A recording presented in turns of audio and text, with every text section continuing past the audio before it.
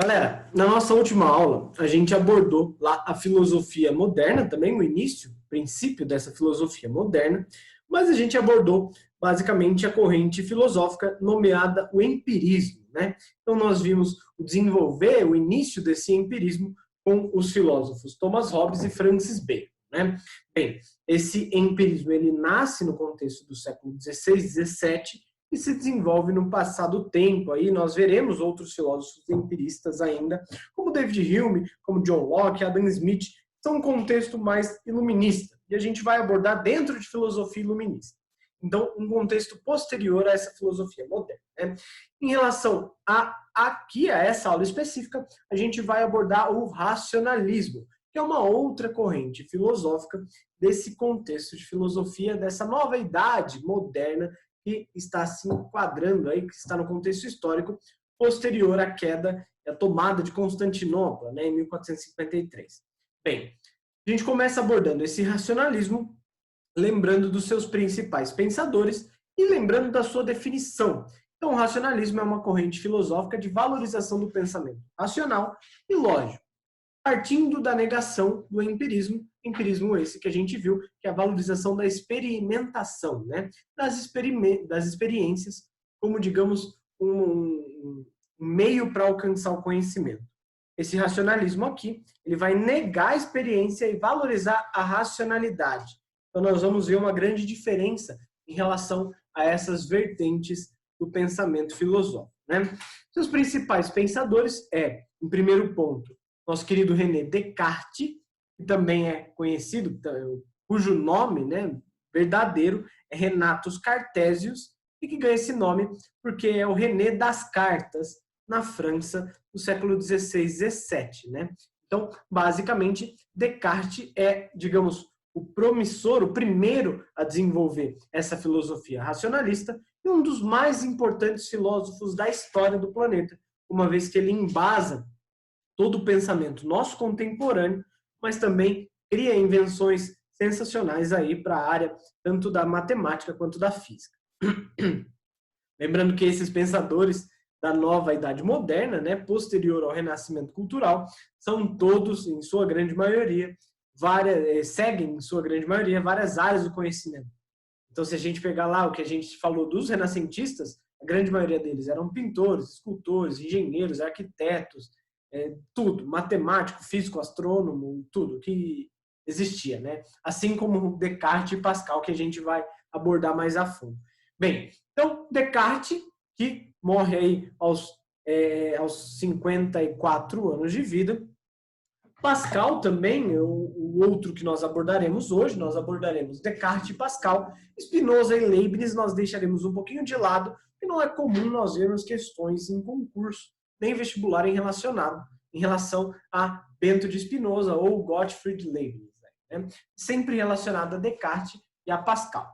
Bem, o racionalismo tem como características gerais, basicamente, a ideia de que todas as ideias têm origem na racionalidade humana, portanto, não existe aquela ideia de dois mundos, defendida, por exemplo, por Platão, mesmo que nós tenhamos a existência de Deus, mesmo que nós tenhamos a ideia do inatismo e a ideia de uma alma, basicamente, todas as ideias, elas têm origem na racionalidade, não na experimentação, não no mundo natural, basicamente é só na racionalidade humana, certo?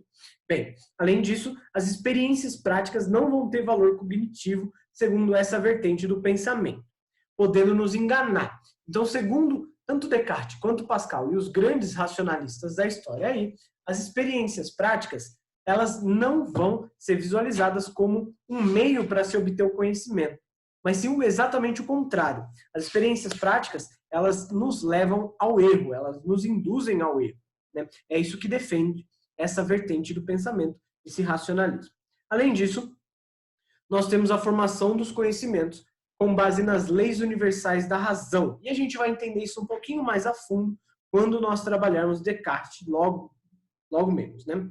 Além disso, a ideia do inatismo, que é a defesa do desenvolvimento das capacidades inatas.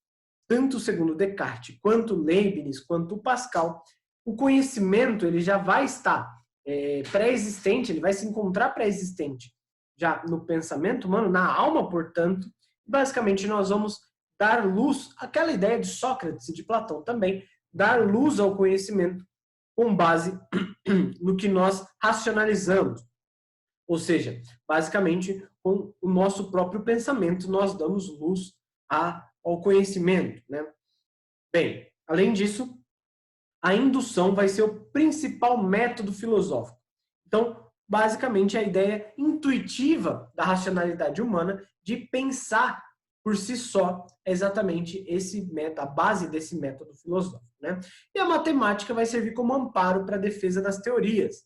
Então, tanto de Descartes quanto de Pascal, em relação a essa filosofia racionalista, nós vamos visualizar a matemática servindo como algo, como um princípio filosófico para a obtenção do conhecimento e para a defesa da teoria em si, né? Então, nós começamos com o nosso querido René Descartes, que nasce lá no finalzinho do século XVI, em 1596, e morre em 1650, um francês aí, dando início, digamos, dando continuidade, aliás, à filosofia francesa, que é a França um berço da filosofia, num contexto aí medieval e posteriormente moderno, contemporâneo também, da filosofia, né? A principal obra de Descartes é o Discurso sobre o Método, de 1637, e se trata de um tratado filosófico e matemático que coloca o racionalismo como a única fonte de conhecimento, certo? Bem, Descartes tinha como princípios filosóficos, em primeiro ponto, o ceticismo, que levava ele à dúvida. Bem, aqui nós temos uma grande anotação, digamos, uma grande observação para dar, para analisar. Por quê? Porque nós já ouvimos falar essa palavra, nós já ouvimos falar sobre essa corrente filosófica anteriormente, né? Quando nós aprendemos a filosofia helenística, nós visualizamos o ceticismo, que é uma das correntes filosóficas daquele período em que nós temos a mescla da cultura ocidental grega com a cultura oriental das conquistas macedônicas, certo? No momento em que Alexandre o Grande ele vai, digamos, conquistar um grande número de territórios para as regiões orientais, nós vamos visualizar exatamente o nascimento de novas correntes filosóficas que mesclam a filosofia oriental com a filosofia ocidental. O ceticismo é uma delas, iniciado lá por Diógenes e por Pirro, se eu não me engano, no contexto da filosofia helenística, né? Com o ceticismo helenístico. Bem, esse ceticismo helenístico, o que ele vai levar? Ao que ele vai levar? Né? Ele vai levar a digamos, um pensamento de negação do esforço. Então, uma pessoa cética, naquele período, era uma pessoa que negava as convenções sociais, que negava a ética e a moral definida pela sociedade, portanto, as regras sociais, né? E que buscava viver uma vida de acordo com a natureza, uma vida, digamos, natural, certo? Sem se esforçar para se enquadrar dentro de um grupo social específico ou para se enquadrar dentro daquela sociedade como uma turma. Esse ceticismo que nós vemos de Descartes é um ceticismo bem diferente daquele ceticismo helenístico. Por quê? Porque é o contrário em relação ao esforço. Bem, Descartes ele vai buscar se esforçar, buscar duvidar de todas as realidades, de todo o conhecimento, exatamente como objetivo contrário daquele ceticismo helenístico. Então nós vamos ver uma grande dualidade. Não confundam ceticismo moderno, ceticismo de Descartes, cartesiano, né, com o ceticismo helenístico de Pirro. Tá? São coisas distintas de Diógenes aí. Bem, outro princípio filosófico de Descartes se encontra na crença na existência de uma verdade absoluta, uma verdade incontestável, indubitável, né? Então ele acreditava que existia uma verdade ou existia um conhecimento que fosse absoluto, que ninguém poderia duvidar, que ninguém poderia contestar.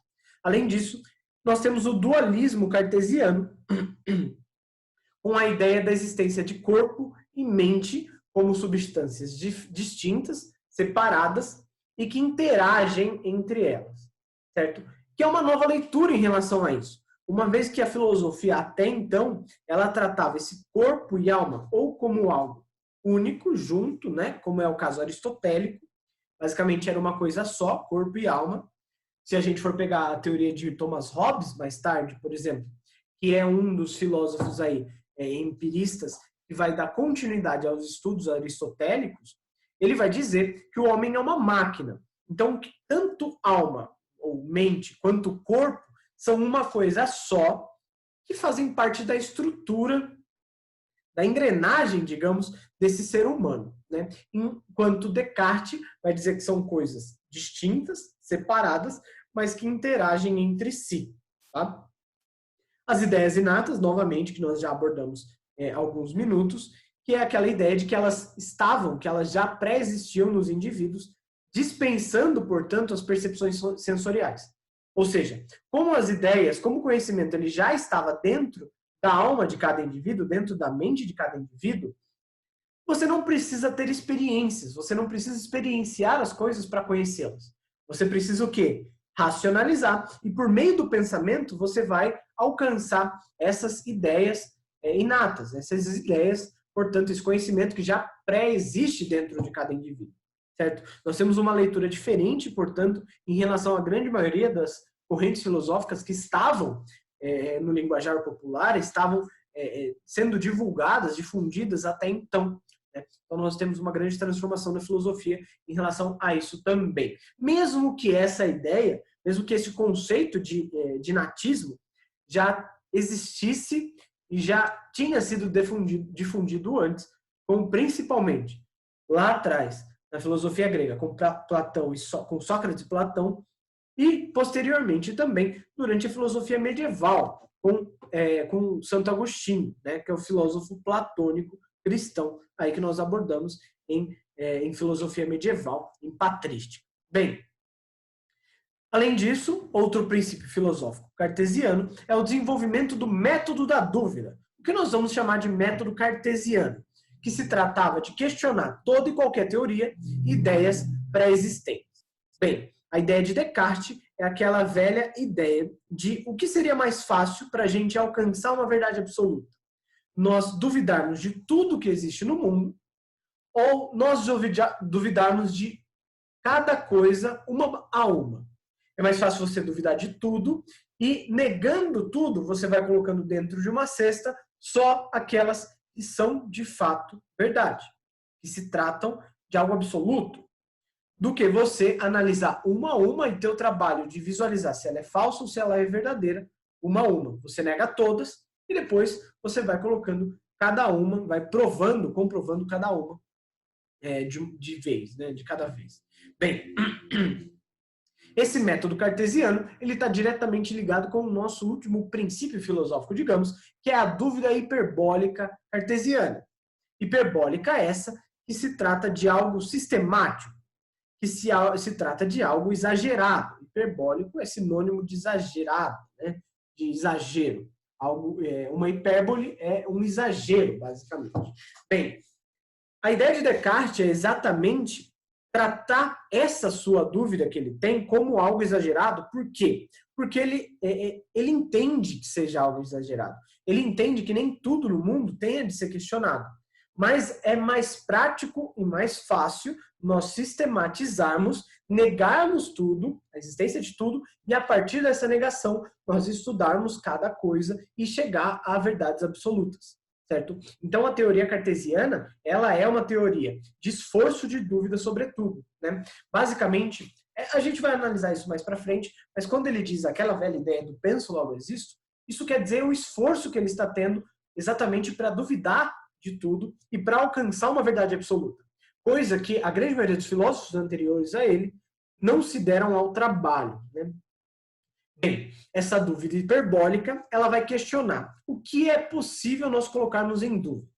Então, segundo Descartes, é possível nós colocarmos em dúvida, por exemplo, os sentidos, porque os sentidos nos enganam com frequência, e eu já vou dar um exemplo sobre isso. Nós podemos também duvidar das nossas memórias e sonhos, porque elas nos colocam em dúvida do que é real e o que não é. Muitas vezes nós sonhamos algo e nós não sabemos se aquele sonho foi real ou não foi. Muitas vezes nós lembramos de algo dos nossos tempos passados, e nós também não conseguimos diferenciar se é algo real ou se é algo que não aconteceu, né? Então, essa memória, nossa própria memória, ela está sujeita a erros.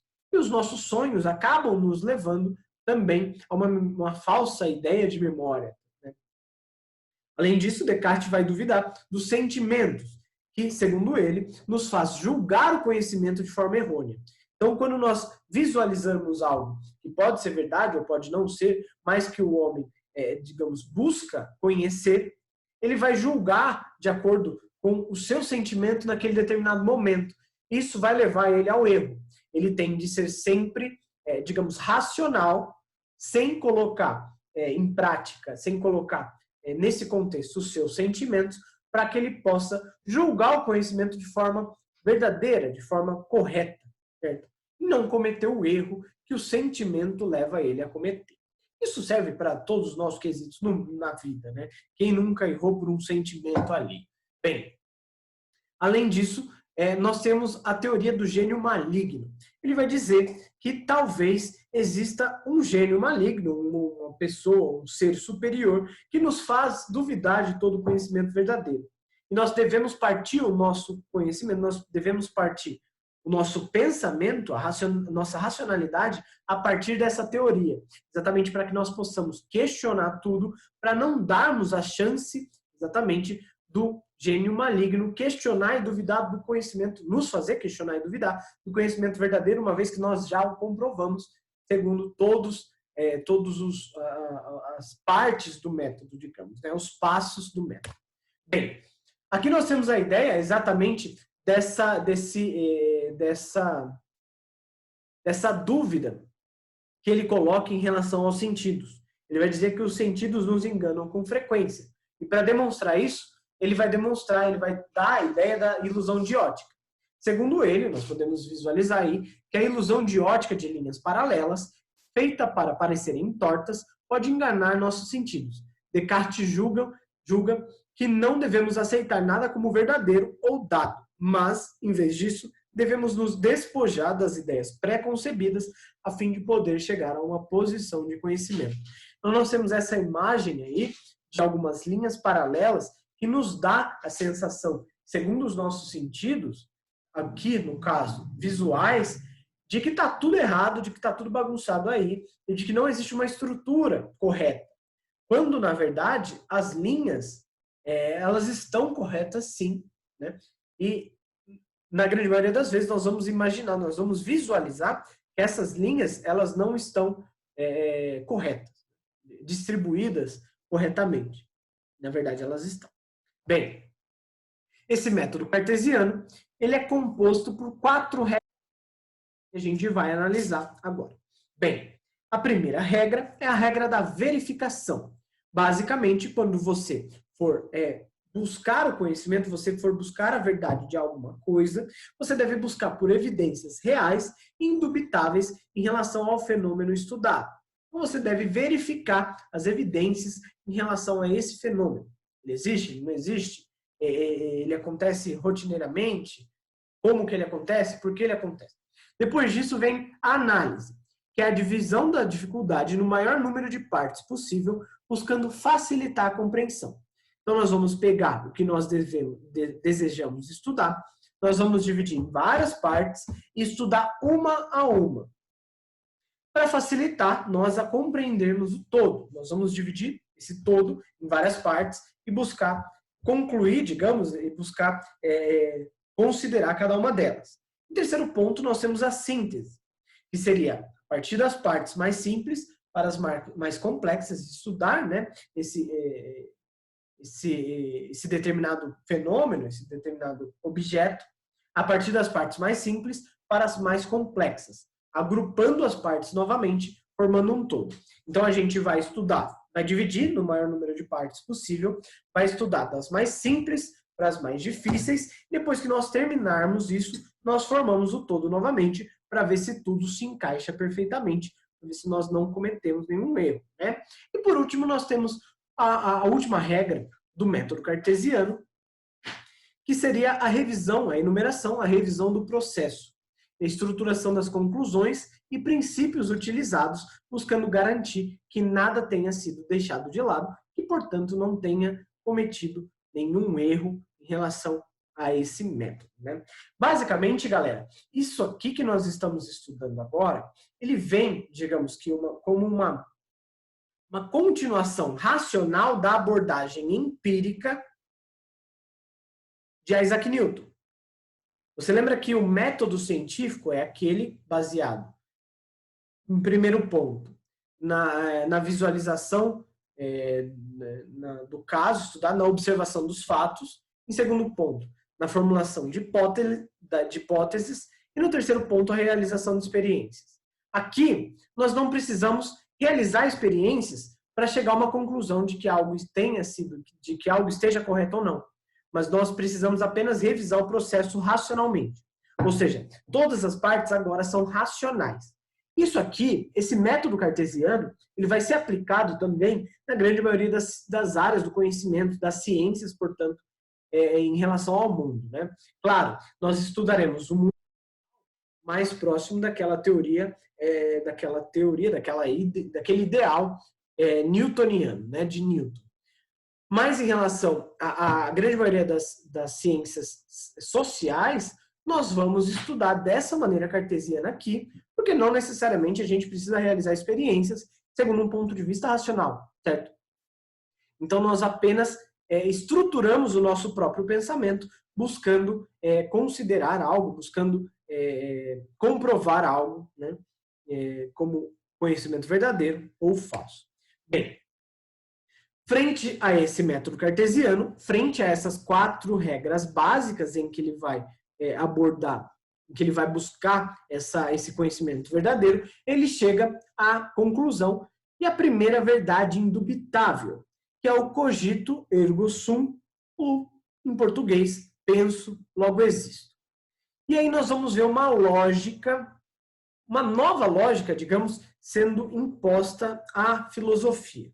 Bem, segundo Descartes, todo pensamento antecede a uma intenção. Ou seja, antes de nós buscarmos duvidar de qualquer coisa, nós pensamos. Ou seja, se eu penso, eu existo. Nós estamos duvidando de tudo no planeta. Tudo. Certo? E a nossa intenção é nobre de duvidar de tudo. Só que a nossa intenção, ela digamos, antecedida por um pensamento. Porque caso nós não tivéssemos o pensamento, nós não teríamos a intenção de duvidar. Ou seja, existe algo indubitável e esse algo indubitável é exatamente o pensamento. Se nós não pensássemos, nós não duvidaríamos. Portanto, o pensamento é a comprovação da existência cartesiana, da existência de Descartes. E segundo a sua filosofia, segundo o seu pensamento, vai ser a primeira verdade inquestionável, indubitável, certo? É importante a gente citar que isso parece até bobo de certa forma, mas isso aqui revoluciona e revolucionou, né, toda a história da filosofia, porque ela dá as bases, digamos, para o esforço propriamente dito da busca por uma verdade absoluta. Uma vez que até então nós tínhamos exatamente grandes filósofos questionando a ideia da existência de verdades absolutas. Como, por exemplo, os filósofos relativistas, que relativizam tudo e dizem que depende. Tudo depende do ponto de vista, tudo depende do homem, né? Cada homem vai visualizar uma verdade de uma maneira distinta, ou seja, não existe verdade absoluta. Então, essa aplicação do método cartesiano, que resulta no cogito ergo sum, no penso logo existo, ela transforma as bases da filosofia. E para nós entendermos essa estrutura, nós visualizamos esse mapa conceitual, em que Descartes vai dizer que um gênio maligno pode tentar me fazer acreditar em coisas falsas. Não há nada do qual posso ter certeza. Mas quando digo eu sou, eu existo, não posso estar errado sobre isso. Um gênio maligno poderia tentar me fazer acreditar nisso se eu realmente existisse? Penso, logo existo. Por quê? Porque o pensamento antecede a intenção. Então, mesmo que ele duvide de tudo e que o gênio faça ele acreditar nesse questionamento, nessa ideia de que ele, digamos, ele é, portanto, ele existe, para ele ser, ele necessita pensar. Né? Então, nós temos essa estruturação exatamente do cogito ergo sum. E bem, esse método cartesiano ele vai resultar na divisão da realidade para Descartes. Né? Descartes vai visualizar, portanto, a verdade absoluta, vai visualizar a realidade do planeta, do mundo no qual ele vive. Ele vai dividir essa realidade em diversas esferas. No primeiro ponto, nós temos as res infinita. Seria a coisa infinita, que é a figura de Deus, segundo Descartes. É alguém superior que tenha exatamente o controle de tudo e todos. Né? Em segundo ponto, ele divide a realidade em res cogitans também, que seria o cogito, o penso. Né? Esse pensamento, ele pode ser visualizado na ideia de alma, de Descartes, diretamente ligado à ideia de consciência e de mente, certo? Ou seja, a alma ela vai dar as bases para o pensamento humano, né? Ou seja, o pensamento humano se encontra na alma.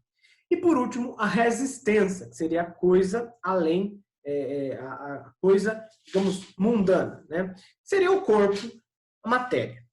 Bem, a ideia aqui é que a gente pode visualizar, de acordo com esse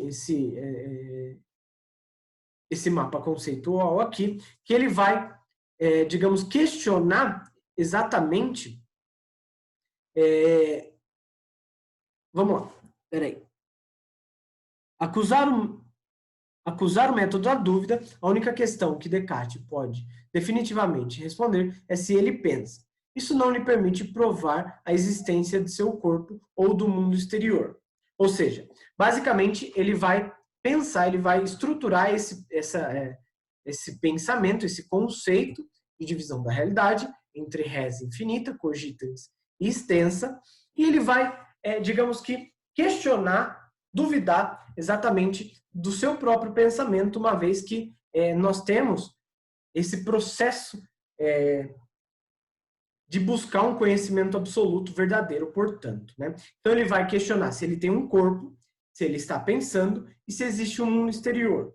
Mesmo que ele pense e ele consiga alcançar uma verdade absoluta, que é o seu próprio pensamento, ele não tem como chegar à conclusão, ele não tem como provar a existência do seu próprio corpo e do mundo exterior, uma vez que tanto o seu corpo quanto o mundo exterior podem ser uma criação do seu pensamento, uma criação, portanto, da sua alma, da sua mente, da sua consciência, certo? Ou seja, é aquela velha ideia também que eu já abordei anteriormente com vocês, da Matrix, da pílula vermelha e da pílula azul da Matrix, né? Como que a gente sabe se nós estamos em uma realidade alternativa, se nós estamos no mundo físico ou se nós estamos trancados dentro de um pensamento, de uma forma de consciência? Né? Então, é exatamente essa ideia. Mesmo que nós possamos comprovar nosso próprio pensamento e, portanto, comprovar nossa existência, nós não temos como comprovar a matéria, se nós temos um corpo, ou se existe um mundo exterior a nós, certo? Uma vez que tudo pode ser criação da nossa cabeça. Ou seja, nós podemos concluir que Descartes ele é comumente considerado como o pai da filosofia moderna, exatamente porque ele vai transformar as bases aí. Né? Descartes inaugurou uma nova corrente filosófica, estabelecendo um fundamento firme e racional para o conhecimento. Nós terminamos a abordagem de Descartes com a famosa frase dele: já que tudo que podemos ver de nós mesmos são nossos corpos, como podemos provar que um robô não é consciente? Ou seja, por muitas vezes nós defendemos a não racionalidade de toda e qualquer forma de ser vivo na Terra. Mas vale o mesmo questionamento, claro, no pensamento de Descartes, vale esse questionamento para todos os seres vivos, portanto, e para todos os seres inanimados também. uma vez que nós não podemos ver nada além do nosso próprio corpo, como que a gente sabe que as outras formas de matéria, os outros corpos, digamos, físicos do mundo, não são conscientes também, né? Essa ideia que nós estruturamos aí, finalizando a abordagem de Descartes. Galera, alguma dúvida em relação a Descartes? Ou podemos continuar? Por mim, a gente pode continuar. Beleza. Ricardo, alguma dúvida aí? Tranquilo, professor. Então vamos embora. Segundo grande filósofo racionalista que nós abordamos é Blaise Pascal, que nasce em 1623 e falece com 39 anos, lá em 1662. Então, um pouquinho posterior ao nosso querido René Descartes, né? Bem, Pascal foi um importantíssimo matemático, físico e filósofo, seguidor do racionalismo, exatamente seguidor do pensamento de Descartes, né? Então, digamos que um dos seus discípulos, mesmo que indiretamente, uma vez que não conviveram no mesmo espaço, no mesmo localização geográfica, né? Bem, Pascal também foi o criador da primeira calculadora da história, conhecida também como Pascalina, exatamente que recebe seu nome, que ele criou para facilitar o trabalho do seu pai, que era entregador de cartas. Se vocês visualizarem essa Pascalina, acredito que vocês nunca viram ela, nem eu tinha visto antes, até começar a estudar Pascal, mas isso aqui foi a primeira calculadora da história que foi criada por Pascal para ajudar seu pai a gravar o número de entregas que ele fazia por dia, certo? Basicamente, o pai dele tinha dificuldade em gravar, em colocar, digamos, no papel o número de entregas de cartas que ele fazia todos os dias, e para isso seu filho, Pascal, o ajudou, certo? É a primeira calculadora da história do planeta e nós devemos agradecer ele, porque eu não manjo porcaria nenhuma de matemática, e se não fosse a calculadora, eu não sei o que seria de mim. Bem, ou o contrário, né? Talvez eu soubesse mais se não tivesse calculadora. Enfim. Bem, a principal obra filosófica de Pascal é o livro Pensamentos, de 1669, posterior à sua morte, portanto, né, de publicação posterior à sua morte. Livro esse que, digamos, resume todo o seu pensamento filosófico, uma vez que todas as outras obras de Pascal eram ou matemáticas ou físicas. Nenhuma abordava a filosofia em si, né? Bem, seus princípios filosóficos se encontravam principalmente na ideia de valorização da imaginação, que era vista por Pascal como a força mais poderosa nos seres humanos, e também se apresenta como uma das principais fontes de equívoco. Então nós temos uma dualidade em relação à ideia de imaginação, segundo o pensamento de Pascal, certo? Pascal esse que sofre influência direta de Descartes, com o estudo da filosofia da mente com base no racionalismo criado por esse Descartes, né? Desenvolvido por esse Descartes. Bem, então, primeiro conceito, primeiro base do pensamento pascalino que nós estudamos é a imaginação para ele. Segundo Pascal, a imaginação, nós já vimos que é, digamos, o motor dos seres humanos e o principal aspecto, principal característica humana. Essa imaginação para ele nos leva a confiar nas pessoas, apesar do que nos diz a razão.